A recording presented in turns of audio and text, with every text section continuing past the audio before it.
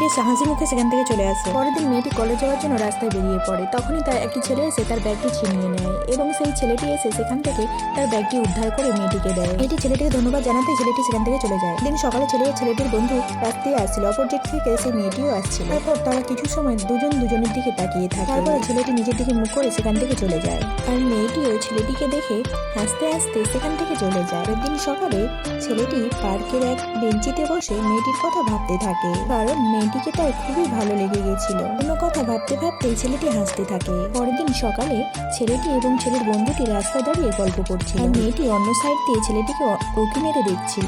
ছেলেটি সেটি লক্ষ্য করে এবং মেয়েটির কাছে যায়। মেয়েটি তখন অন্যমনস্ক ছিল। তখনই ছেলেটি এসে মেয়েটিকে ডাকে। তবে মেয়েটি ছেলেটির ডাকে সাড়া দেয় না। তারপরে যখন ঘুরে দেখে না ছেলেটি দাঁড়িয়ে আছে, তখন মেয়েটি লজ্জায় পড়ে যায় এবং তারা এক হয়ে যায়। ভিডিওটি ভালো লাগলে লাইক করে দেবেন, পরের পার্ট দেখার জন্য সাবস্ক্রাইব করে দেবেন।